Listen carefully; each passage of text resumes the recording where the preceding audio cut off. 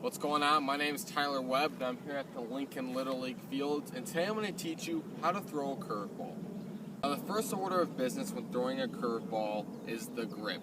I'm not going to spend a lot of time on this because grip is different for every pitcher. But the important things with every grip is to remember that you want to grip the ball with your middle finger and your thumb. Primarily, this is where all the pressure is going to be applied on the ball. Your index finger, your pointing finger is just going to rest there regardless. If you put pressure with your index finger, it's going to cause a spin you don't want, and that's not a curveball. Now, another thing in general with gripping a curveball is you want to have a little bit of daylight between your palm and the ball. And the reason for that is it's just a little bit too much friction. You don't want to squeeze it tight. You know, you're not trying to squeeze the juices out of the baseball.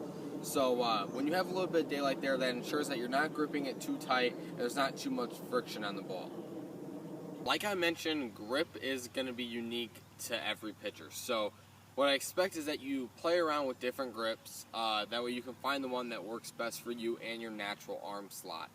As long as you grip the curveball with your middle finger and your thumb, and that's where you're applying most of your pressure, the curveball is going to work every time.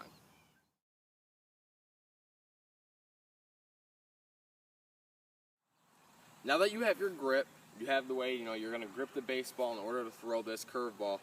The next order of business is how to throw it, and that comes with the wrist. Now, for this to work, you must have a firm wrist. What I mean by that is this must be straight. You get your grip, you split it in half, middle finger, thumb, a little bit of daylight, and you keep that wrist firm. That's it. That's the secret. This must be straight. You put it in your glove that way, and when you separate and you throw it, your wrist stays firm, it stays straight the whole time. Do not snap your wrist at all. That'll cause for injury. Arm injuries in baseball are an epidemic now. It's like the plague. They're not good.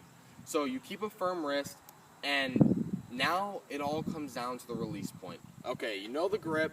You know that you need a firm wrist to throw it. You know that you must throw it hard like your fastball. Now you need to know where you release it. You don't want to release it behind your ear or else the pitch is just going to sail. You want to release it out in front towards your target. You want to release it just like you would a fastball, out in front towards your target so you get that nice hard break. Now it's important where you release the ball. Now after you release it, it is imperative, it's so imperative with every pitch even, whether it's a fastball, a curveball, a slider, changeup, etc., that you finish with every pitch. You pitchers know this. If you don't finish with every pitch, it's not going to go where you want. It's not going to happen the way you want it to. It's important just in pitching mechanics in general that you finish on your delivery with every pitch. It'll help you with more consistent release point, and it'll help you throwing the curveball, especially because it'll break more. Now that we know about grip, mechanics, injury risk, all that stuff, let's get into actually throwing some.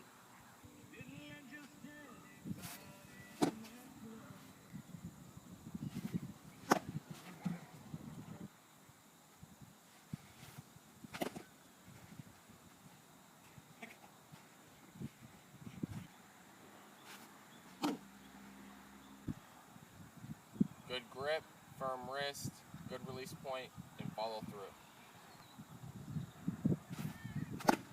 Alright, and that's how you throw a breaking ball. Thanks to my dad for being my catcher. I appreciate it.